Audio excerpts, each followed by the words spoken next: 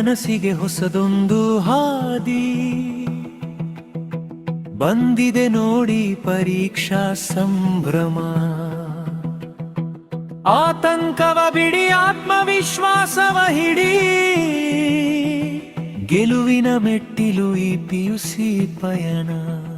ಶ್ರೀ ಧರ್ಮಸ್ಥಳ ಮಂಜುನಾಥೇಶ್ವರ ಪದವಿ ಪೂರ್ವ ಕಾಲೇಜು ಉಜಿರೆ ಇದರ ಸಹಯೋಗದೊಂದಿಗೆ ರೇಡಿಯೋ ನಿನಾದ 90.4 FM ಸಾದರಪಡಿಸುತ್ತಿದೆ ಪರೀಕ್ಷಾ ಸಂಭ್ರಮ ದ್ವಿತೀಯ ಪಿಯುಸಿ ಪರೀಕ್ಷಾ ಪೂರ್ವ ಸಿದ್ಧತಾ ಶೈಕ್ಷಣಿಕ ಕಾರ್ಯಕ್ರಮ ಸರಣಿ. ಓದುವ ಹಂಬಲ ಸಾಧಿಸುವ ಗುರಿ, ನಮ್ಮ ಶ್ರಮಕ್ಕೆ ಸಿಗಲಿದೆ ಸರಿಯಾದ ದಾರಿ. ಸತತ ಪ್ರಯತ್ನವೇ ಯಶಸ್ಸಿನ ಮಂತ್ರ, ನಗು ನಗುತ್ತ ಎದುರಿಸೋಣ ಪರೀಕ್ಷಾ ತಂತ್ರ.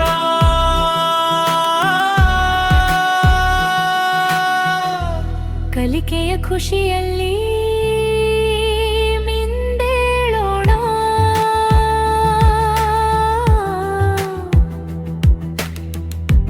ಜಯದ ಪಥದಲ್ಲಿ ಮುನ್ನಡೆಯೋಣ.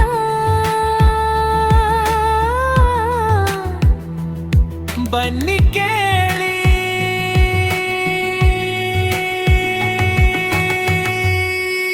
ಪರೀಕ್ಷಾ ಸಂಭ್ರಮ, ಪರೀಕ್ಷಾ ಸಂಭ್ರಮ. ಇಂದಿನ ವಿಷಯ ಇತಿಹಾಸ. ಭಾಗವಹಿಸುವ ವಿಷಯ ಪರಿಣಿತರು ಇತಿಹಾಸ ಉಪನ್ಯಾಸಕಿ ಡಾಕ್ಟರ್ ಸಾಜಿದಾ. ಪರೀಕ್ಷಾ ಸಂಭ್ರಮ, ಪರೀಕ್ಷಾ ಸಂಭ್ರಮ.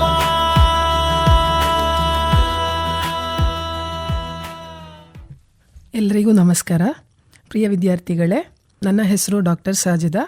ಶ್ರೀ ಧರ್ಮಸ್ಥಳ ಮಂಜುನಾಥೇಶ್ವರ ಪದವಿ ಪೂರ್ವ ಕಾಲೇಜಿನಲ್ಲಿ ಇತಿಹಾಸ ಉಪನ್ಯಾಸಕಿಯಾಗಿ ಕಾರ್ಯನಿರ್ವಹಿಸ್ತಾ ಇದ್ದೇನೆ. ಇವತ್ತು ನಾನು ಮಾತಾಡಲಿಕ್ಕಿರುವಂಥ ವಿಷಯ ಏನು ಅಂತ ಹೇಳಿದ್ರೆ, ಪರೀಕ್ಷೆ. ದ್ವಿತೀಯ PUCಯ ಎಲ್ಲ ವಿದ್ಯಾರ್ಥಿಗಳು ಬಹಳ ಪ್ರಮುಖವಾದಂತಹ ಘಟ್ಟವನ್ನು ಎದುರಿಸಲಿಕ್ಕಿದ್ದೀರಾ. ಈ ಸಂದರ್ಭದಲ್ಲಿ ಪರೀಕ್ಷೆ ಅಂತ ಹೇಳಿದಾಗ, ಅದು ಸಮೀಪಿಸ್ತಾ ಇದ್ದಾಗ ಮನಸ್ಸಿನಲ್ಲಿ ಒತ್ತಡ, ಗೊಂದಲಗಳು ಎಲ್ರಿಗೂ ಬರುವಂಥದ್ದು ಸಹಜ. ಎಷ್ಟೇ ವಿದ್ಯಾರ್ಥಿಗಳು ಕಲಿಯುವಂಥ ವಿದ್ಯಾರ್ಥಿಗಳೇ ಆಗಿರಲಿ ಅಥವಾ ಪರೀಕ್ಷೆಯಲ್ಲಿ ಒಂದಷ್ಟು ಅಂಕಗಳನ್ನು ತೆಗೆದು ಪಾಸಾಗುವಂಥ ವಿದ್ಯಾರ್ಥಿಗಳೇ ಆಗಿರಲಿ. ಸೊ ಇಂಥ ವಿದ್ಯಾರ್ಥಿಗಳಲ್ಲಿ ಗೊಂದಲಗಳು ಕಾಣಿಸ್ಕೊಳ್ಳುವಂಥದ್ದು ಬಹಳ ಸಾಮಾನ್ಯವಾಗಿರುವಂಥದ್ದು. ಆದರೆ ಸರಿಯಾದಂತಹ ತಯಾರಿ ಇದ್ದಂತಹ ಸಂದರ್ಭದಲ್ಲಿ ಆತ್ಮವಿಶ್ವಾಸದಿಂದ ಖಂಡಿತವಾಗ್ಲೂ ಕೂಡ ನಾವು ಪರೀಕ್ಷೆಯನ್ನು ಬಹಳ ಯಶಸ್ವಿಯಾಗಿ ಎದುರಿಸಲಿಕ್ಕೆ ಸಾಧ್ಯ ಆಗ್ತದೆ. ಸೊ ಈ ನಿಟ್ಟಿನಲ್ಲಿ ಇವತ್ತು ಒಂದಷ್ಟು ಅಂಶಗಳನ್ನು ನಾನು ಇಲ್ಲಿ ಡಿಸ್ಕಸ್ ಮಾಡಲಿಕ್ಕೆ ಇಷ್ಟಪಡ್ತಾ ಇದ್ದೇನೆ. ಸ್ಪೆಷಲಿ ಇವತ್ತು ನಾನು ಮಾತಾಡುವಂತಹ ವಿಷಯ ಪರೀಕ್ಷಾ ತಯಾರಿ ಇತಿಹಾಸ ವಿಷಯಕ್ಕೆ ಪಟ್ಟಂತೆ ಯಾವ ರೀತಿ ನಡಿಬಹುದು, ಯಾವ ರೀತಿ ಪರೀಕ್ಷಾ ತಯಾರಿಯನ್ನು ನಾವು ಮಾಡಿಕೊಳ್ಬಹುದು ಅನ್ನುವಂಥದ್ದನ್ನು ಇವತ್ತು ನಾನು ಹೇಳಲಿಕ್ಕೆ ಇಷ್ಟಪಡ್ತೇನೆ. ಈ ಸಲ ಪರೀಕ್ಷೆ ಅನ್ನುವಂಥದ್ದು ಇತಿಹಾಸ ವಿಷಯಕ್ಕೆ ಸಂಬಂಧಪಟ್ಟಾಗೆ ಬಹಳ ನಮಗೆ ಕ್ಲಿಯರ್ ಆದಂತಹ ಒಂದು ಇಮೇಜ್ ಸಿಗ್ತಾ ಹೋಗ್ತದೆ. ಯಾಕಂತಂದರೆ ದ್ವಿತೀಯ PUCಯ ವಿದ್ಯಾರ್ಥಿಗಳಿಗೆ ನಮ್ಮ ಪರೀಕ್ಷಾ ಮಂಡಳಿ ಏನಿದೆ ಒಂದಷ್ಟು ವಿದ್ಯಾರ್ಥಿ ಸ್ನೇಹಿ ಅಂಕಣವನ್ನು ಒಳಗೊಂಡಂತಹ ಒಂದು ಲಿಂಕನ್ನು ವಿದ್ಯಾರ್ಥಿಗಳಿಗೆ ನೀಡ್ತಾ ಇದೆ. ಸೊ ಇದು ಫಲಿತಾಂಶ ಏನಿದೆ ಅದನ್ನು ಉತ್ತಮಪಡಿಸಲಿಕ್ಕೆ ಮತ್ತು ವಿದ್ಯಾರ್ಥಿಗಳಿಗೆ ಮುಂದೆ ನಡೆಯುವಂತಹ ಎಕ್ಸಾಮ್ ಪರೀಕ್ಷೆಗೆ ತಯಾರಿಯನ್ನು ನಡೆಸ್ಕೊಳ್ಳಿಕ್ಕೆ ಬೇಕಾದಂತಹ ಅಧ್ಯಯನ ಸಾಮಗ್ರಿಗಳನ್ನು ಬಹಳ ನಿರ್ದಿಷ್ಟವಾಗಿ ಒದಗಿಸಿಕೊಡುವಂತಹ ಕೆಲಸವನ್ನು ಈ ಲಿಂಕ್ ಮಾಡ್ತಾ ಇದೆ. ಈ ಲಿಂಕ್ನ ಮೂಲಕ PU ಸ್ಟೂಡೆಂಟ್ ಕಾರ್ನರನ್ನು ಓಪನ್ ಮಾಡಿದ್ರೆ ಅಲ್ಲಿ ನಿಮಗೆ ವಿದ್ಯಾರ್ಥಿಗಳಿಗೆ ಅಧ್ಯಯನಕ್ಕೆ ಬಹಳ ಸಂಬಂಧಪಟ್ಟಂತಹ ಬಹಳಷ್ಟು ವಸ್ತು ವಿಷಯಗಳು ಸಿಗ್ತಾ ಹೋಗ್ತವೆ.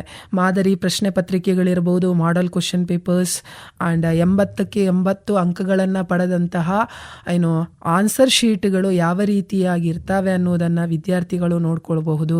ನೀಲಿ ನಕ್ಷೆ ಬ್ಲೂ ಪ್ರಿಂಟ್ಗಳನ್ನು ನಮಗಲ್ಲಿ ಸಿಗ್ತವೆ. ಪ್ರಶ್ನೆ ಕೋಟಿ ಕ್ವಶನ್ ಬ್ಯಾಂಕ್ಗಳು ನಮಗಲ್ಲಿ ಸಿಗ್ತಾ ಹೋಗ್ತವೆ.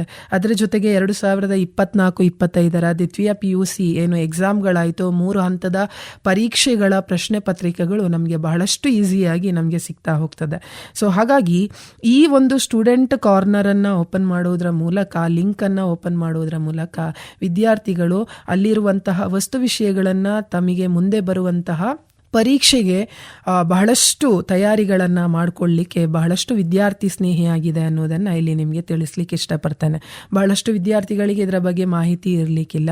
ಸೊ ಈ ಒಂದು ಮಾಹಿತಿಯನ್ನು ನಿಮಗೆ ಸಂಬಂಧಪಟ್ಟಂತಹ ನಿಮ್ಮ ಶಿಕ್ಷಕರನ್ನು ಮೀಟ್ ಮಾಡುವುದರ ಮುಖಾಂತರ ಅದರ ಬಗ್ಗೆ ನಿಮಗೆ ಮಾಹಿತಿ ಇಲ್ಲ ಅಂತ ಹೇಳಿದರೆ ಅವರನ್ನು ಕೇಳಿ ಯಾವ ರೀತಿಯಾಗಿ ನಾವು ಅದನ್ನು ತಗೊಳ್ಬೋದು ಅನ್ನುವಂಥದ್ದನ್ನು ಕೇಳಿಕೊಂಡು ಮುಂದಿನ ಪರೀಕ್ಷೆಗೆ ಬೇಕಾದಂಥ ತಯಾರಿಯನ್ನು ನೀವು ತಗೊಳ್ಬೋದು. ಇದೇ ಸ್ಟೂಡೆಂಟ್ ಲಿಂಕಿನಲ್ಲಿ ನಮಗೆ ಈ ಸಲ ಇತಿಹಾಸ ವಿಷಯಕ್ಕೆ ಸಂಬಂಧಪಟ್ಟಾಗೆ ಬಹಳ ಪಾಸಿಟಿವ್ ಆದಂಥ ಒಂದು ವಿಷಯ ಏನು ಅಂತಂದರೆ, ನಿರ್ದಿಷ್ಟವಾದಂತಹ ಫಿಕ್ಸ್ಡ್ ಆದಂತಹ ಬ್ಲೂ ಪ್ರಿಂಟನ್ನು ಬಿಟ್ಟಿರುವಂಥದ್ದು. ಇದಕ್ಕಿಂತ ಮುಂಚೆ ನಮಗೆ ಫಿಕ್ಸ್ಡ್ ಆದಂತಹ ಬ್ಲೂ ಪ್ರಿಂಟ್ ಅಂತ ಇರಲಿಲ್ಲ. 3 ಮಾದರಿಯ ಏನು ಹೇಳುವಂಥದ್ದು ಮಾದರಿ ಪ್ರಶ್ನೆ ಪತ್ರಿಕೆಗಳನ್ನು ಬಿಡ್ತಾ ಇದ್ರು. 3 ಮಾದರಿ ಪ್ರಶ್ನೆ ಪತ್ರಿಕೆಗಳಿಗೂ ಕೂಡ ಸಪರೇಟ್ ಆದಂತಹ ಒಂದು ಬ್ಲೂ ಪ್ರಿಂಟ್ಗಳು ಸಿಗ್ತಾ ಇತ್ತು. ಆದರೆ ನಿರ್ದಿಷ್ಟವಾದಂತಹ ಬ್ಲೂ ಪ್ರಿಂಟ್ ಅನ್ನುವಂಥದ್ದು ಸಿಗ್ತಾ ಇರಲಿಲ್ಲ. ಆದರೆ ಈ ಸಲ ನಮ್ಮ ವಿದ್ಯಾರ್ಥಿಗಳಿಗೆ ಫಿಕ್ಸ್ಡ್ ಆದಂತಹ ಬ್ಲೂ ಪ್ರಿಂಟ್ ಇರೋದ್ರಿಂದಾಗಿ ಪರೀಕ್ಷಾ ತಯಾರಿಗೆ ಬಹಳಷ್ಟು ಸಹಾಯಕವಾಗಿರುವಂಥದ್ದನ್ನು ಇಲ್ಲಿ ನಾವು ಗಮನಿಸಲೇಬೇಕು. ಸೊ ಹಾಗಾದರೆ ಈ ನೀಲಿ ನಕ್ಷೆಯ ಬಗ್ಗೆ, ಬ್ಲೂ ಪ್ರಿಂಟ್ನ ಬಗ್ಗೆ ನಾವು ಮೊದಲಿಗೆ ಡಿಸ್ಕಷನನ್ನು ಶುರು ಮಾಡ್ತಾ ಹೋಗೋದಿದ್ರೆ, ನಮಗೆ ಲಾಸ್ಟಲ್ಲಿ ನಡೆದಂತಹ ಮೊದಲ ಪೂರ್ವಸಿದ್ಧತಾ ಪರೀಕ್ಷೆ ಇರಬಹುದು, ಈಗ ನಡೀತಾ ಇರುವಂತಹ 2ನೇ ಪೂರ್ವಸಿದ್ಧತಾ ಪರೀಕ್ಷೆ ಇರಬಹುದು, ಸೊ ನೆಕ್ಸ್ಟ್ ನಡೀಲಿಕ್ಕೆ ಇರುವಂತಹ ಫೆಬ್ರವರಿ ತಿಂಗಳಲ್ಲಿ ನಡೀಲಿಕ್ಕೆ ಇರುವಂತಹ ಕೊನೆಯ ಪರೀಕ್ಷೆ ಇರಬಹುದು. ಈ ಎಲ್ಲ ಪರೀಕ್ಷೆಗಳು ಕೂಡ ಈ ಫಿಕ್ಸ್ಡ್ ಬ್ಲೂ ಪ್ರಿಂಟ್ನ ಆಧಾರದ ಮೇಲೆ ಕ್ವಶನ್ ಪೇಪರ್ಸ್ಗಳು, ಪ್ರಶ್ನೆ ಪತ್ರಿಕೆಗಳು ರೆಡಿ ಆಗ್ತವೆ, ಸಿದ್ಧಪಡಿಸಲಾಗ್ತದೆ ಅನ್ನುವಂಥದ್ದು ಬಹಳ ಇಂಪಾರ್ಟೆಂಟ್ ಆಗಿ ಪ್ರಮುಖವಾಗಿ ನಾವಿಲ್ಲಿ ಗಮನಿಸಬೇಕಾಗತ್ತೆ. ಸೊ ಹಾಗಾಗಿ ವಿದ್ಯಾರ್ಥಿಗಳಿಗೆ ಇದಕ್ಕಿಂತ ಮುಂಚೆ ಯಾವುದು ಓದ್ಕೊಳ್ಬೇಕು, ಯಾವುದು ಬಿಡಬೇಕು, ಯಾವ ಪಾಠಕ್ಕೆ ಎಷ್ಟು ಮಹತ್ವವನ್ನು ಕೊಡಬೇಕು ಅನ್ನುವಂಥ ಅರಿವಿರಲಿಲ್ಲ. ಆದರೆ ಈ ಸಲ ಫಿಕ್ಸ್ಡ್ ಬ್ಲೂ ಪ್ರಿಂಟ್ ಇರೋದ್ರಿಂದಾಗಿ ಬಹಳ ಕಲಿವಿಕೆಯಲ್ಲಿ ಬಹಳ ಹಿಂದಿರುವಂಥ ವಿದ್ಯಾರ್ಥಿಗಳಿಗೆ ಯಾವ ಪಾಠಗಳಿಗೆ ನಾವು ಬಹಳಷ್ಟು ಮಹತ್ವವನ್ನು ಕೊಟ್ಟರೆ ನಾವು ಪಾಸ್ ಆಗಬಹುದು ಅನ್ನುವಂಥದ್ದು ಬಹಳ ನಿರ್ದಿಷ್ಟವಾಗಿ ತಿಳಿಯುತ್ತದೆ ಅನ್ನುವಂಥದ್ದನ್ನು ನಾವು ಗಮನಿಸಬೇಕಾಗತ್ತೆ. ಈಗ ಬ್ಲೂ ಪ್ರಿಂಟ್ ಮತ್ತು ನೀಲಿ ನಕ್ಷೆ ಮತ್ತು ನಮ್ಮ ಪಠ್ಯವನ್ನು ನಾವು ಕಂಪ್ಯಾರಿಸನ್ ಮಾಡ್ತಾ ಹೋದರೆ, ಒಟ್ಟು ದ್ವಿತೀಯ PUCಯಲ್ಲಿ ನಮಗೆ ಇತಿಹಾಸ ವಿಷಯದಲ್ಲಿ 8 ಅಧ್ಯಾಯಗಳಿದ್ದಾವೆ. ಈ 8 ಅಧ್ಯಾಯಗಳಲ್ಲಿ ಒಂದೊಂದು ಅಧ್ಯಾಯಕ್ಕೆ ಎಷ್ಟೆಷ್ಟು ಅಂಕಗಳು ನಿಗದಿಯಾಗಿದೆ, ಎಷ್ಟೆಷ್ಟು ಬೋಧನಾ ಅವಧಿಗಳಿದ್ದಾವೆ ಅನ್ನೋದನ್ನು ನಾವಿಲ್ಲಿ ಗಮನಿಸ್ತಾ ಹೋದರೆ, ಇತಿಹಾಸ ವಿಷಯಕ್ಕೆ ಸಂಬಂಧಪಟ್ಟಾಗೆ ಇಡೀ 8 ಅಧ್ಯಾಯಗಳಿಗೆ 120 ಗಂಟೆಗಳ ಬೋಧನೆ ಅವಧಿ ಇದೆ. ಒಂದೊಂದು ಬೋಧನಾ ಅವಧಿಗೆ 1 ಅಂಕಗಳು ಅಂತ ಹೇಳಿ ನಿಗದಿಪಡಿಸಲಾಗಿದೆ. ಆಯಿತಾ, 120 ಬೋಧನಾ ಅವಧಿಗಳು. 120 ಬೋಧನಾ ಅವಧಿಗಳು ಅಂತಂದರೆ 120 ಅಂಕಗಳು. ಒಂದೊಂದು ಬೋಧನಾ ಅವಧಿಗೆ 1 ಅಂಕಗಳ ರೀತಿ ನಿಗದಿಪಡಿಸಲಾಗಿದೆ. ಅದರದ್ದೇ ಆಧಾರದ ಮೇಲೆ ಕ್ವಶನ್ ಪೇಪರ್ ಕೂಡ, ಪ್ರಶ್ನೆ ಪತ್ರಿಕೆಯು ಕೂಡ ರೆಡಿ ಆಗ್ತಾ ಹೋಗ್ತದೆ. ಇಲ್ಲಿ ವಿದ್ಯಾರ್ಥಿಗಳು ಗಮನಿಸಬೇಕಾಗಿರೋದು ಏನು ಅಂತಂದರೆ, 120 ಅಂಕಗಳ ಕ್ವಶನ್ ಪೇಪರ್ ನೀವು ಇಲ್ಲಿಯವರೆಗೂ ಕೂಡ ಬರೆದಿರುವಂಥ 80 ಅಂಕಗಳ ಎಕ್ಸಾಮ್ ಪರೀಕ್ಷೆ ಏನಿದೆ ಅದು 120 ಅಂಕಗಳಿಗೆ ಕ್ವಶನ್ ಪೇಪರ್ ಆಗಿರ್ತದೆ, ಪ್ರಶ್ನೆ ಪತ್ರಿಕೆ ಆಗಿರ್ತದೆ. ಆ 120 ಅಂಕಗಳ ಪ್ರಶ್ನೆ ಪತ್ರಿಕೆಯಲ್ಲಿ ನೀವು ಆನ್ಸರನ್ನು ಬರೆಯುವಂಥದ್ದು ಕೇವಲ 80 ಮಾರ್ಕಿಗೆ. ಉಳಿದಂತಹ 40 ಅಂಕಗಳು ಅದು ನಿಮಗೆ ಚಾಯ್ಸ್ ಆಗಿರ್ತದೆ, ಆಯ್ಕೆ ಆಗಿರ್ತದೆ ಅನ್ನೋದನ್ನು ನೀವು ಇಲ್ಲಿ ಗಮನಿಸಬೇಕು. ಸೊ ಈಗ ನಮಗೆ ಇತಿಹಾಸ ವಿಷಯದಲ್ಲಿರುವಂಥ 8 ಅಧ್ಯಾಯಗಳನ್ನು ಯಾವ ರೀತಿಯಲ್ಲಿ ನೀಲಿ ನಕ್ಷೆ ಏನಿದೆ ಅದರಲ್ಲಿ ಯಾವ ರೀತಿಯಾಗಿ ಇದನ್ನು ವಿಂಗಡಿಸ್ತಾ ಹೋಗಿದ್ದಾರೆ ಅನ್ನುವಂಥದ್ದನ್ನು ನೋಡ್ತಾ ಹೋದರೆ, ನಮ್ಮ 8 ಅಧ್ಯಾಯಗಳಲ್ಲಿ ಮೊದಲನೇ ಅಧ್ಯಾಯ ಪೀಠಿಕೆ ಆಗಿರ್ತದೆ, ಇಂಟ್ರೊಡಕ್ಷನ್ ಆಗಿರ್ತದೆ. ಸೊ ಈ ಇಂಟ್ರೊಡಕ್ಷನ್ ಪೀಠಿಕೆ ಅಧ್ಯಾಯಕ್ಕೆ ಮಂಡಳಿ ನಿಗದಿಪಡಿಸಿರುವಂಥ ಬೋಧನಾ ಅವಧಿ 5 ಬೋಧನಾ ಅವಧಿಗಳು, ಗಂಟೆಗಳು. ಸೊ 5 ಬೋಧನಾ ಅವಧಿ ಅಂತ ಹೇಳಿದರೆ ಅಲ್ಲಿ 5 ಮಾರ್ಕಿನ ಪ್ರಶ್ನೆಗಳನ್ನು ಕೇಳಲೇಬೇಕಾಗತ್ತೆ. 5 ಮಾರ್ಕಿನ ಪ್ರಶ್ನೆಗಳು ಅಂತಂದರೆ ಇಮಿಡಿಯೇಟ್ಲಿ 5 ಮಾರ್ಕಿನ ಒಂದು ಪ್ರಶ್ನೆ ಕೇಳಬಹುದಾ? ಇಲ್ಲ. ಅದನ್ನೂ ಕೂಡ ನಿಮಗೆ ನೀಲಿ ನಕ್ಷೆಯಲ್ಲಿ ಬಹಳ ಕ್ಲಿಯರ್ ಆಗಿ ಹೇಳಿದ್ದಾರೆ. ಇಲ್ಲ, 5 ಬೋಧನಾ ಅವಧಿ 5 ಅಂಕದ ಪ್ರಶ್ನೆಗಳು ಬರ್ತವೆ ಅಂತಂದರೆ ಅದನ್ನು ಯಾವ ರೀತಿ ಡಿವೈಡ್ ಮಾಡಿದ್ದಾರೆ ಅಂತ ನೋಡಿದ್ರೆ, 1 ಅಂಕದ 1 ಪ್ರಶ್ನೆಯನ್ನು ಕೇಳ್ತಾರೆ ಮತ್ತು 2 ಅಂಕದ 2 ಪ್ರಶ್ನೆ. 2 ಅಂಕದ 2 ಪ್ರಶ್ನೆ ಅಂದರೆ 4 ಮಾರ್ಕ್ ಆಯಿತು. 1 ಅಂಕದ 1 ಪ್ರಶ್ನೆ ಅಂತಂದರೆ 1 ಮಾರ್ಕ್, ಒಟ್ಟು 5 ಮಾರ್ಕ್. ಅಲ್ಲಿ 5 ಮಾರ್ಕಿನ ಯಾವುದೇ ಪ್ರಶ್ನೆಗಳು ಬರುವುದಿಲ್ಲ ಅನ್ನೋದನ್ನು ನೀವಿಲ್ಲಿ ಅರ್ಥ ಮಾಡ್ಕೊಳ್ಬೇಕು. ಯಾಕೆ ಈ ರೀತಿ ಅಂತ ಕೇಳಿದ್ರೆ 5 ಮಾರ್ಕಿನ ಬಹಳಷ್ಟು ಪ್ರಶ್ನೆಗಳಿಗೆ ಬಹಳಷ್ಟು ತಯಾರಿ ಮಾಡಿಕೊಳ್ಬೇಕಾಗ್ತದೆ. ಆದರೆ 1 ಅಂಕ 2 ಅಂಕದ ಪ್ರಶ್ನೆಗಳನ್ನು ಬಹಳ ಈಸಿಯಾಗಿ ನಮಗೆ ಕಲ್ತ್ಕೊಳ್ಳಿಕ್ಕೆ ಸುಲಭ ಆಗುತ್ತೆ ಅನ್ನುವ ಕಾರಣಕ್ಕೋಸ್ಕರ 1 ಅಂಕ ಮತ್ತು 2 ಅಂಕದ ಪ್ರಶ್ನೆಗಳಿಗೆ ಇಲ್ಲಿ ಬಹಳಷ್ಟು ಮಹತ್ವವನ್ನು ಕೊಟ್ಟಿದ್ದಾರೆ. ಈಗ 2ನೇ ಅಧ್ಯಾಯಕ್ಕೆ ಬಂದರೆ ನೀಲಿನಕ್ಷೆಯ ಪ್ರಕಾರ ಲೋಹಗಳ ಯುಗ ಮತ್ತು ಶಿಲಾಯುಗ ಮತ್ತು ಲೋಹಗಳ ಯುಗ ಅಧ್ಯಯನದ ಹೆಸರು. ಇಲ್ಲಿ ನಮಗೆ ಇರುವಂಥ ಬೋಧನಾ ಅವಧಿ 2 ಗಂಟೆಗಳು. 2 ಗಂಟೆ ಅಂತಂದರೆ 2 ಮಾರ್ಕಿನ ಪ್ರಶ್ನೆ ಅಲ್ಲಿ ಬರ್ತದೆ. 2 ಮಾರ್ಕ್ ಇದ್ದು ಅಂತಂದರೆ ಇಲ್ಲಿ ಯಾವ ರೀತಿ ಮಾಡಿದ್ದಾರೆ, 2 ಅಂಕದ 1 ಪ್ರಶ್ನೆಯನ್ನು ಕೇಳ್ತಾರೆ. ಇಲ್ಲಿ ನಿಮಗೆ ಬಹಳಷ್ಟು ಈಸಿ ಇದೆ ಮಕ್ಕಳೇ. ಈ ಪಾಠದ 1 ಪ್ರಶ್ನೆಗೆ ಉತ್ತರ ಕೊಡಲಿಕ್ಕೆ ಬಹಳಷ್ಟು ಈಸಿ ಇದೆ. ಪ್ಯಾಲಿಯೋಲಿಥಿಕ್ ಎಂದರೇನು, ನಿಯೋಲಿಥಿಕ್ ಎಂದರೇನು, ಮೆಸೋಲಿಥಿಕ್ ಎಂದರೇನು. ಸೊ ನೀವು ಬಹಳಷ್ಟು ಪ್ರಶ್ನೆ ಪತ್ರಿಕೆಗಳನ್ನು ನೀವು ಅಬ್ಸರ್ವ್ ಮಾಡಿ, ಬಂದಿರುವಂಥ 3 ಮಾದರಿ ಪ್ರಶ್ನೆ ಪತ್ರಿಕೆಗಳನ್ನು ಬೇಕಾದರೂ ನೀವು ಅಬ್ಸರ್ವ್ ಮಾಡಿದರೆ ಈ 3 ಕ್ವಶನ್ಸ್ಗಳಲ್ಲೇ ರಿಪೀಟ್ ಆಗಿರುವಂಥದ್ದನ್ನು ನಮಗೆ ನೋಡಲಿಕ್ಕೆ ಸಾಧ್ಯ ಆಗುತ್ತೆ. ಸೊ ಹಾಗಾಗಿ ಈ 3 ಪ್ರಶ್ನೆಗಳಿಗೆ ನೀವು ತಯಾರಿಯನ್ನು ಮಾಡಿಕೊಂಡ್ರಿ ಅಂತಂದರೆ ನಿಮಗೆ ಏನಾಗುತ್ತೆ, 2ನೇ ಅಧ್ಯಾಯಕ್ಕೆ ಸಂಬಂಧಪಟ್ಟ ಹಾಗೆ 2 ಅಂಕಗಳನ್ನು ಬಹಳ ಸುಲಭವಾಗಿ ಪಡ್ಕೊಳ್ಳಿಕ್ಕೆ ಸಾಧ್ಯ ಆಗ್ತದೆ. ಇನ್ನು 3ನೇ ಅಧ್ಯಾಯಕ್ಕೆ ಬಂದರೆ ಸಿಂಧೂ ನಾಗರಿಕತೆ. ಇಲ್ಲಿ ಒಂದಷ್ಟು ಬದಲಾವಣೆಗಳಾಗಿರುವಂಥದ್ದನ್ನು ನೀವು ನೋಡ್ಕೊಳ್ಬೇಕಾಗತ್ತೆ ಮಕ್ಕಳೇ. ಇಲ್ಲಿ ಸಿಂಧೂ ನಾಗರಿಕತೆಗೆ ಬೋಧನಾ ಅವಧಿ 4 ಗಂಟೆ. ಹಾಗಾಗಿ 4 ಅಂಕದ ಪ್ರಶ್ನೆಗಳನ್ನು ಕೇಳಬೇಕು. ಎಷ್ಟು? 4 ಅಂಕದ ಪ್ರಶ್ನೆಗಳು ಇಲ್ಲಿ ಬರಬೇಕಾಗತ್ತೆ. ಇದನ್ನು ಯಾವ ರೀತಿ ಡಿವೈಡನ್ನು ಮಾಡಿ ಅಂತ ನೋಡ್ತಾ ಹೋದ್ರೆ 1 ಅಂಕದ 2 ಪ್ರಶ್ನೆ, 2 ಅಂಕದ 1 ಪ್ರಶ್ನೆ. ಸರಿ ಆಯ್ತಲ್ಲ? ಅಲ್ಲಿ 4, 2 ಅಂಕದ 1 ಪ್ರಶ್ನೆ ಅಂದ್ರೆ 2 ಮಾರ್ಕ್, 1 ಅಂಕದ 2 ಪ್ರಶ್ನೆ ಅಂತ ಅಂದ್ರೆ ಏನಾಯ್ತು, 2 ಮಾರ್ಕ್. ಅಲ್ಲಿ 4 ಮಾರ್ಕ್ ಈಕ್ವಲ್ ಆಯ್ತು. ಹಾಗಾದ್ರೆ ಸಿಂಧೂ ನಾಗರಿಕತೆಯ ನಗರ ಯೋಜನೆಯನ್ನ ಕೇಳೋದಿಲ್ವಾ? ಅಲ್ಲಿ ಕೇಳಲಿಕ್ಕೆ ಸಾಧ್ಯ ಆಗೋದಿಲ್ಲ. ಯಾಕೆ ಅಂತ ಕೇಳಿದ್ರೆ ಅದು 5 ಮಾರ್ಕಿನ ಪ್ರಶ್ನೆ. ಇಲ್ಲಿರುವಂಥದ್ದು 4 ಬೋಧನಾ ಅವಧಿಗಳು. ಹಾಗಾಗಿ 4 ಅಂಕಕ್ಕೆ ಮಾತ್ರ ಪ್ರಶ್ನೆಗಳನ್ನು ಕೇಳಬೇಕು. ಹಾಗಾದರೆ 1 ಅಂಕದ್ದು ಮ್ಯಾಪಿಗೆ ಕೇಳಬಹುದಾಗಿತ್ತಲ್ಲ? ನೋ, ಅದು ಸಾಧ್ಯ ಆಗುವುದಿಲ್ಲ. ಅಲ್ಲಿ ಫಿಕ್ಸ್ಡ್ ಆಗಿ ಇದೇ ಪ್ಲೇಸ್ ಅನ್ನುವಂಥದ್ದು, ಸ್ಥಳ ಅನ್ನುವಂಥದ್ದಲ್ಲಿ ಗೊತ್ತಾಗುತ್ತೆ. ನಾವು ಕ್ವಶನ್ ಪೇಪರನ್ನು ಮಕ್ಕಳ ಕೈಗೆ ಕೊಟ್ಟ ಹಾಗೆ ಆಗುತ್ತೆ. ಸೊ ಹಾಗಾಗಿ ಅಲ್ಲಿ ಮ್ಯಾಪಿಗೆ ಸಂಬಂಧಪಟ್ಟಂತಹ ಯಾವುದೇ ಪ್ರಶ್ನೆಗಳನ್ನು ಕೇಳಲಿಲ್ಲ. ನೀವಿಲ್ಲಿ ಮತ್ತೊಂದು ವಿಚಾರವನ್ನು ಗಮನಿಸಬೇಕಾಗತ್ತೆ, ಹರಪ್ಪ. ಸೊ ಇಲ್ಲಿ ಹರಪ್ಪಾದ ಅಧ್ಯಾಯಕ್ಕೆ ಸಂಬಂಧಪಟ್ಟ ಹಾಗೆ ಹರಪ್ಪಾದ ಮ್ಯಾಪಿನ ಪ್ರಶ್ನೆ ಬರುವುದಿಲ್ಲ. ಮ್ಯಾಪಲ್ಲಿ ಹರಪ್ಪ ಅನ್ನುವ ಪ್ರಶ್ನೆ ಈ ಚಾಪ್ಟರಲ್ಲಿ ಬರುವುದಿಲ್ಲ. ಹಾಗಾಗಿ ಬಹಳಷ್ಟು ವರ್ಷಗಳಿಂದ ಹರಪ್ಪಾದ ಪ್ರಶ್ನೆ ಬಹಳಷ್ಟು ಸಲ ರಿಪೀಟ್ ಆಗಿರುವಂಥದ್ದನ್ನು ನಾವು ನೋಡಿ ಹರಪ್ಪ ಬಂದೇ ಬರುತ್ತೆ ಅಂತೇಳಿ ತಯಾರಿ ಮಾಡ್ಕೊಳ್ತೇವೆ. ಆದರೆ ಈ ಸಲದ ಫಿಕ್ಸ್ಡ್ ಬ್ಲೂ ಪ್ರಿಂಟನ್ನು ನೋಡಿದಾಗ ಅಲ್ಲಿ ಹರಪ್ಪಾದ ಪ್ರಶ್ನೆ ಬರುವಂಥ ಸಾಧ್ಯತೆ ಬಿಡಿ ಬರೋದೇ ಇಲ್ಲ ಅನ್ನುವಂಥದ್ದು ನಮಗಲ್ಲಿ ಗೊತ್ತಾಗ್ತಾ ಹೋಗ್ತದೆ. ಇನ್ನು 4ನೇ ಪಾಠಕ್ಕೆ ಹೋದರೆ ಇದನ್ನು ನೀವಿಲ್ಲಿ ಬಹಳ ಪ್ರಮುಖವಾಗಿ ಗಮನಿಸಬೇಕಾಗತ್ತೆ. ಪ್ರಾಚೀನ ಯುಗ. ಪ್ರಾಚೀನ ಯುಗ ಏನ್ಷಿಯಂಟ್ ಪೀರಿಯಡಲ್ಲಿ 4.1 ರಿಂದ 4.9 ಪ್ರಾಚೀನ ಯುಗದ ಪಾಠಗಳು. ಹಾಗಾದರೆ ಪ್ರತಿ 4.1, 4.2, 4.3 ಹಾಗೆ ನಮಗೆ ಕ್ವಶನ್ ಅನ್ನು ಕೇಳಿದಾರಾ? ಇಲ್ಲ. ಇಲ್ಲಿ ಗಮನಿಸಬೇಕಾದ ಅಂಶ ಏನು ಅಂತಂದರೆ 4.1 ರಿಂದ 4.9 ಪಾಠವನ್ನು ನೀವು ತೆಗೆದು ನೋಡಿದರೆ ಅಲ್ಲಿ ಯಾವ ಅಧ್ಯಾಯಕ್ಕೂ ಕೂಡ ನಿಗದಿಪಡಿಸಿದಂತಹ ಬೋಧನಾ ಅವಧಿ 10 ಗಂಟೆ ಎಲ್ಲೂ ಕೂಡ ನಮಗೆ ಸಿಗುವುದಿಲ್ಲ. ಆಯಿತಾ? ಸೊ ಸಿಗದೇ ಇರುವಂತಹ ಕಾರಣದಿಂದಾಗಿ ನಾವು 10 ಮಾರ್ಕಿನ ಪ್ರಶ್ನೆ ಅಲ್ಲಿ ಕೇಳಲಿಕ್ಕೆ ಸಾಧ್ಯ ಆಗುವುದಿಲ್ಲ.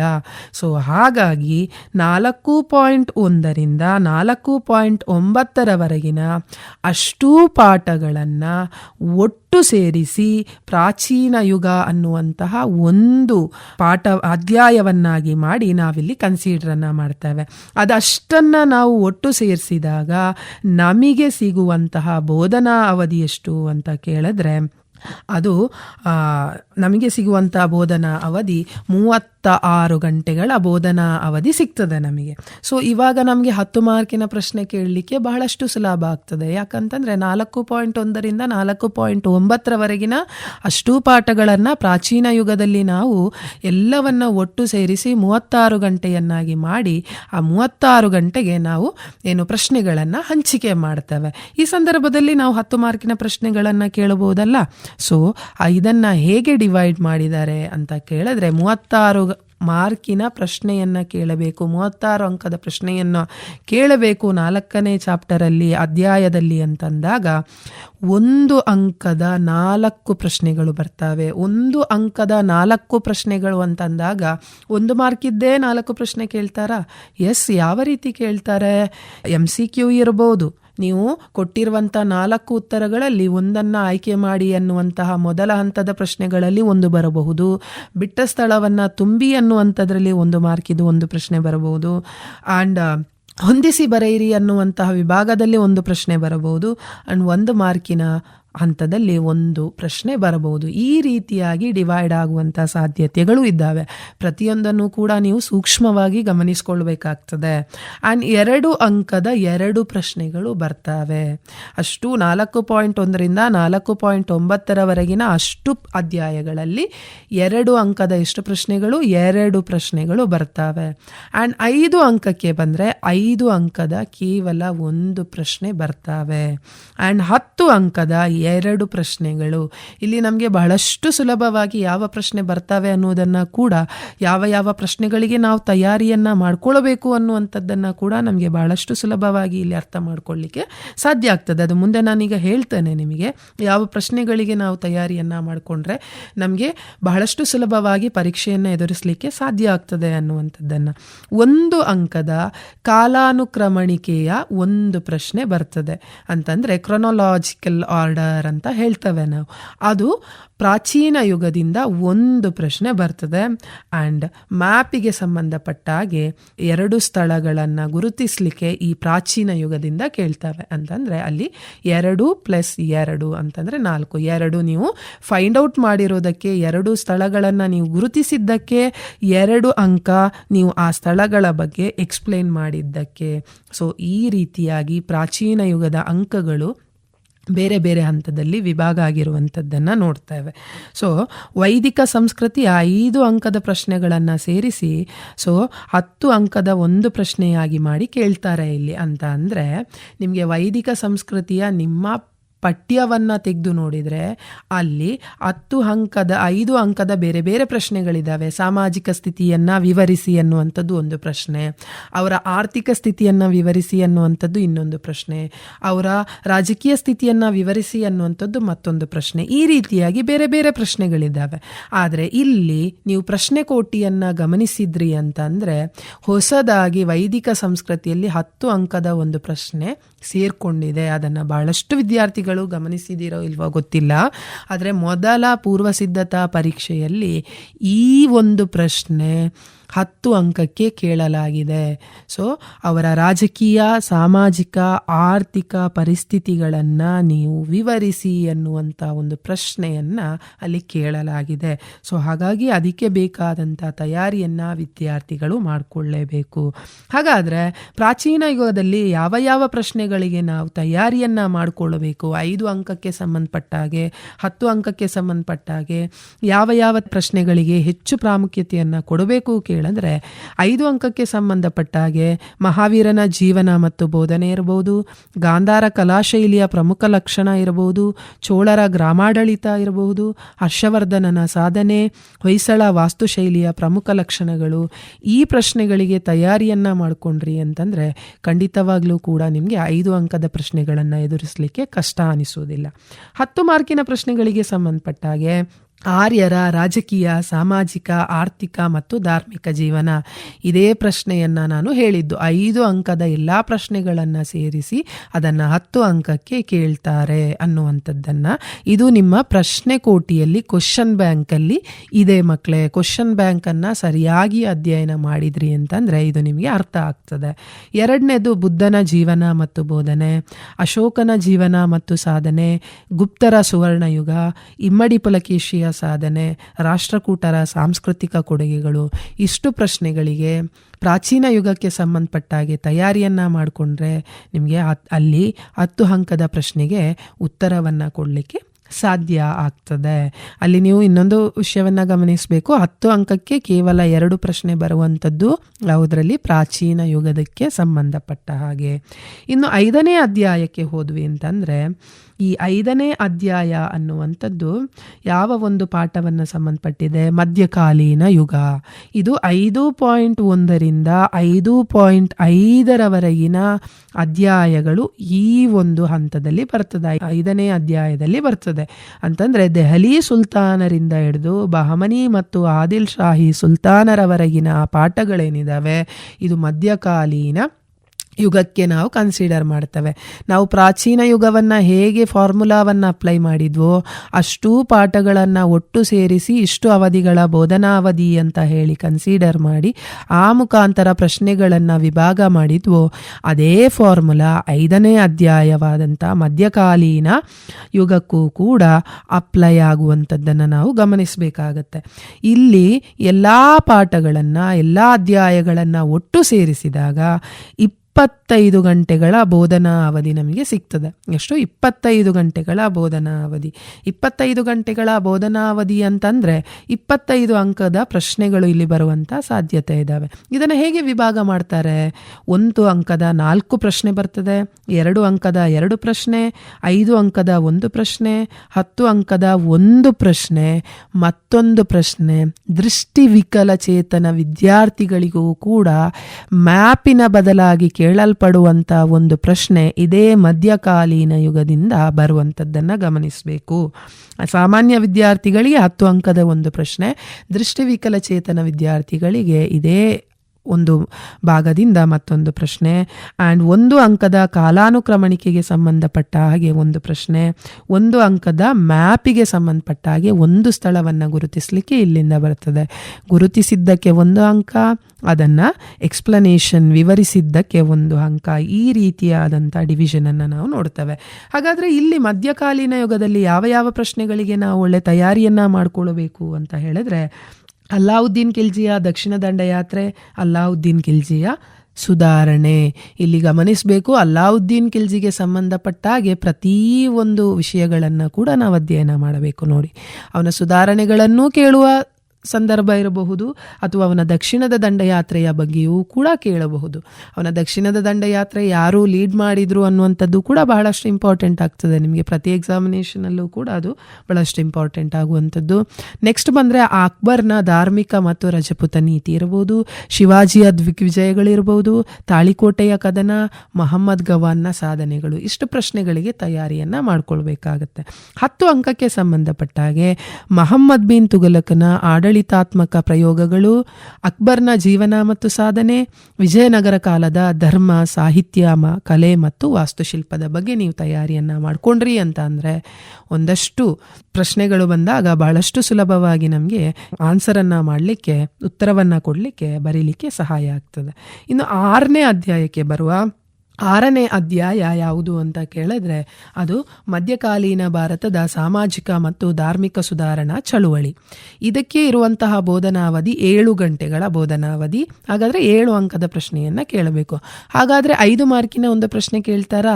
ಸೊ ಯಾರೋ ಮಧ್ವಾಚಾರ್ಯರ ಬಗ್ಗೆ, ಶಂಕರಾಚಾರ್ಯರ ಬಗ್ಗೆ ಏನಾದರೂ ಪ್ರಶ್ನೆಯನ್ನು ಕೇಳ್ತಾರಾ ಅಂತಂದರೆ ಇಲ್ಲ. ಇಲ್ಲಿ ಯಾವ ರೀತಿಯಾಗಿ 7 ಅಂಕದ ಪ್ರಶ್ನೆಗಳು ವಿಭಾಗ ಆಗಿದ್ದಾವೆ ಅಂತ ಅಂದರೆ 1 ಅಂಕದ 3 ಪ್ರಶ್ನೆಯನ್ನು ಕೇಳ್ತಾರೆ, 2 ಅಂಕದ 2 ಪ್ರಶ್ನೆಯನ್ನು ಕೇಳ್ತಾರೆ. ಯಾಕೆ ಈ ಒಂದು ವಿಭಾಗ ಈ ರೀತಿಯಾಗಿ ಡಿವೈಡ್ ಮಾಡಿದ್ದಾರೆ ಅನ್ನೋದನ್ನು ವಿದ್ಯಾರ್ಥಿಗಳಲ್ಲಿ ಪ್ರಶ್ನೆ ಬರಬಹುದು. 5 ಅಂಕದ ಒಂದು ಪ್ರಶ್ನೆ, 2 ಅಂಕದ ಒಂದು ಪ್ರಶ್ನೆಯನ್ನು ಕೇಳಬಹುದಾಗಿತ್ತಲ್ಲ ಅಂತ. ಇಲ್ಲ, 5 ಅಂಕದ ಒಂದು ಪ್ರಶ್ನೆ ಅಂದರೆ ನೀವು ಪ್ರತಿಯೊಬ್ಬರ ಬಗ್ಗೆಯೂ ಕೂಡ ಮಧ್ವಾಚಾರ್ಯರು, ಶಂಕರಾಚಾರ್ಯರು ಮತ್ತೆ ಇವರ ಬಗ್ಗೆ ಪ್ರತಿಯೊಬ್ಬರ ಬಗ್ಗೆಯೂ ಕೂಡ ನೀವೇನು ಮಾಡಬೇಕಾಗತ್ತೆ, ಅಧ್ಯಯನವನ್ನು ಮಾಡಿ ಅದಕ್ಕೆ ಬೇಕಾದಂಥ ತಯಾರಿಯನ್ನು ಮಾಡಿಕೊಳ್ಬೇಕು.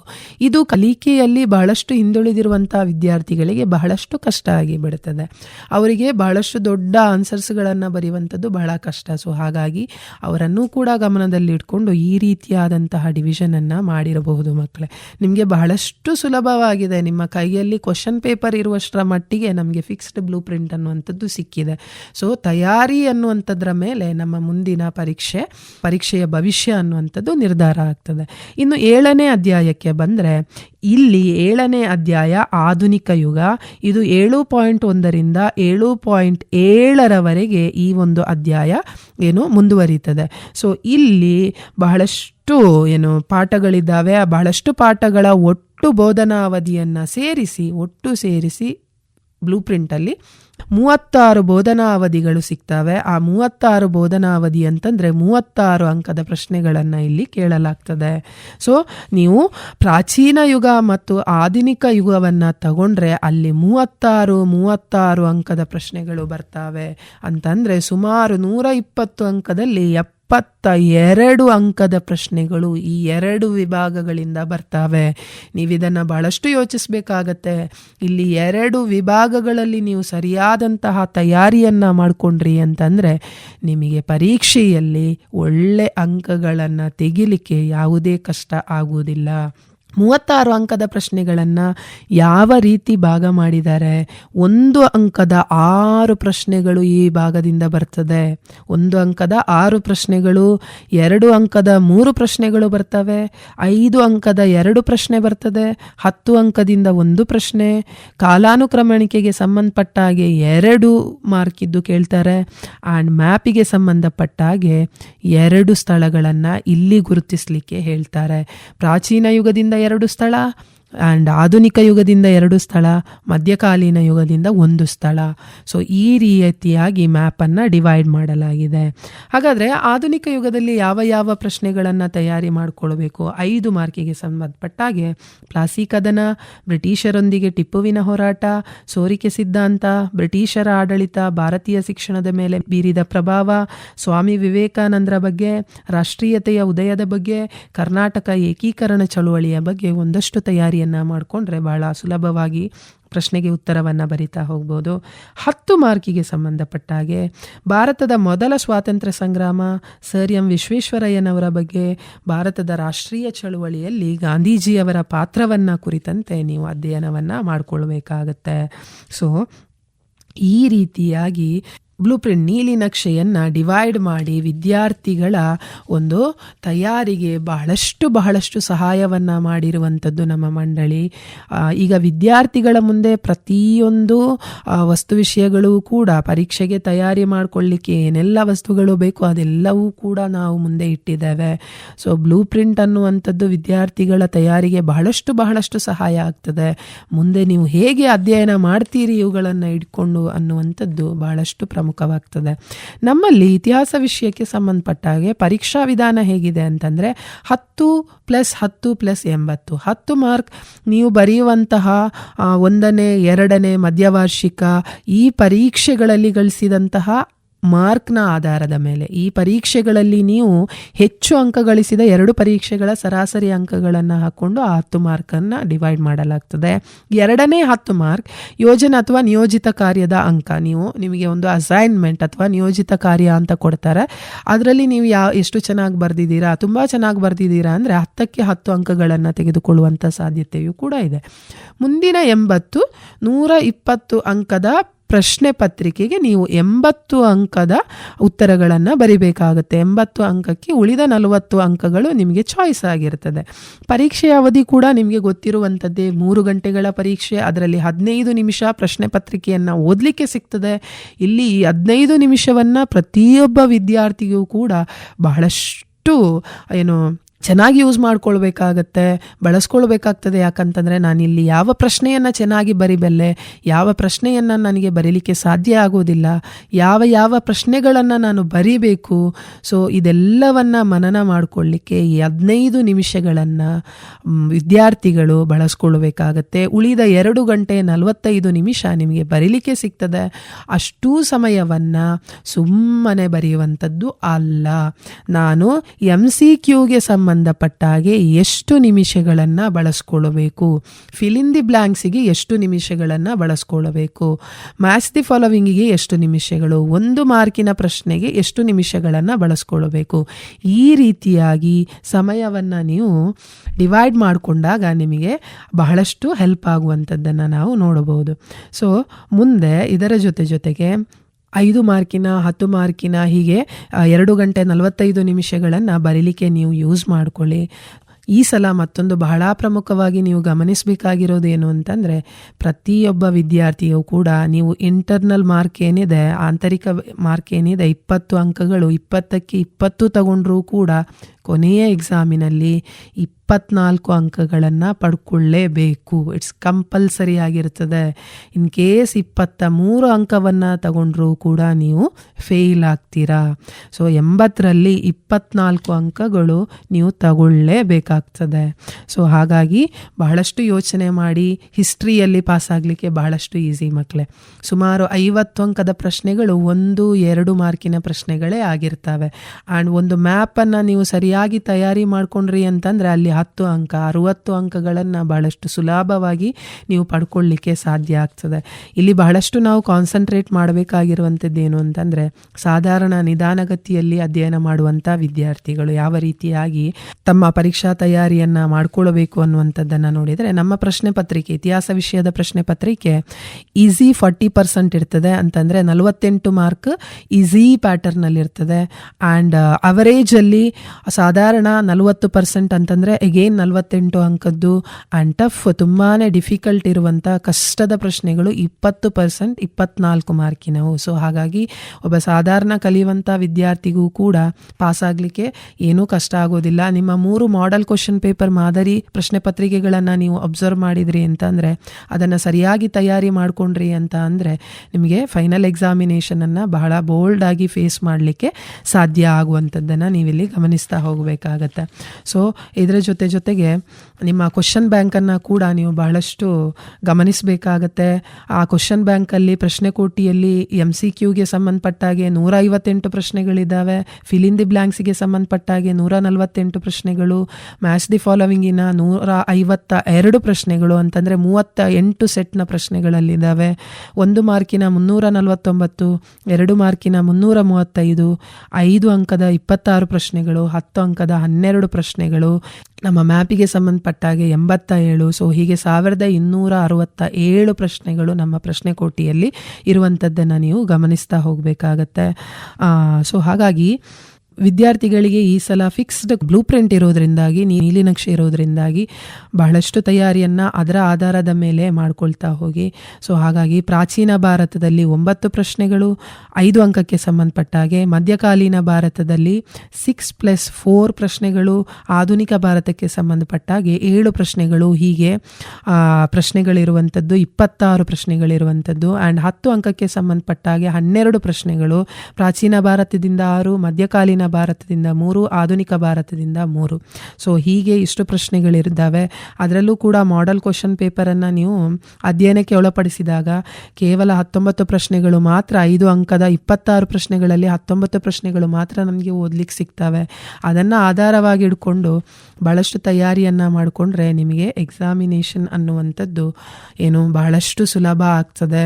ಇತಿಹಾಸ ಅನ್ನುವಂಥದ್ದು ಬೇರೆ ಸಬ್ಜೆಕ್ಟ್ಗಳಿಗೆ ಸಂಬಂಧಪಟ್ಟ ಹಾಗೆ ನೋಡೋದಿದ್ರೆ ನಿಮಗೆ 1 ಮಾರ್ಕ್ 2 ಮಾರ್ಕ್ ಮ್ಯಾಪಿನ ತಯಾರಿಯನ್ನು ಸರಿಯಾಗಿ ನಿಮ್ಮ 3 ಮಾದರಿ ಪ್ರಶ್ನೆ ಪತ್ರಿಕೆಗಳನ್ನು ನೋಡಿಕೊಂಡು ತಯಾರಿಯನ್ನು ಮಾಡಿದ್ರಿ ಅಂತ ಅಂದರೆ 60 ಅಂಕಗಳನ್ನು ಬಹಳ ಸುಲಭವಾಗಿ ಪಡ್ಕೊಳ್ಳಿಕ್ಕೆ ಸಾಧ್ಯ ಆಗುತ್ತೆ. ವಿದ್ಯಾರ್ಥಿಗಳೇ, ಪ್ರತಿಯೊಬ್ಬರೂ ಕೂಡ ಸ್ಟೂಡೆಂಟ್ ಪೋರ್ಟಲನ್ನು ಲಾಗಿನ್ ಆಗಿ ಅಲ್ಲಿರುವಂತಹ ಒಂದಷ್ಟು ಅಧ್ಯಯನದ ವಸ್ತು ವಿಷಯಗಳನ್ನು ಯೂಸ್ ಮಾಡ್ಕೊಳ್ಳಿ, ಅವುಗಳನ್ನು ಬಳಸ್ಕೊಳ್ಳಿ. ಅಧ್ಯಯನಕ್ಕೆ ಸಂಬಂಧಪಟ್ಟಾಗೆ ಫಿಕ್ಸ್ಡ್ ಬ್ಲೂ ಪ್ರಿಂಟನ್ನು ಆಧಾರವಾಗಿಟ್ಕೊಂಡು ಒಂದಷ್ಟು ತಯಾರಿಗಳನ್ನು ಮಾಡಿ, ಹೇಳಿರುವಂಥ ಒಂದಷ್ಟು ಪ್ರಶ್ನೆಗಳನ್ನು ಓದ್ಕೊಂಡು ಬಹಳಷ್ಟು ತಯಾರಿಯನ್ನು ಮಾಡಿಕೊಂಡ್ರೆ ಬಹಳ ಸುಲಭವಾಗಿ ಪರೀಕ್ಷೆಯನ್ನು ಎದುರಿಸ್ಬೋದು.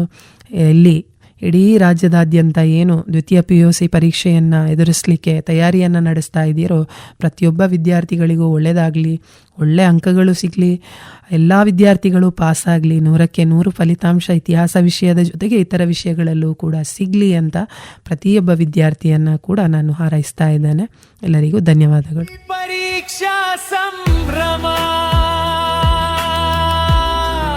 ಪರೀಕ್ಷಾ ಸಂಭ್ರಮ.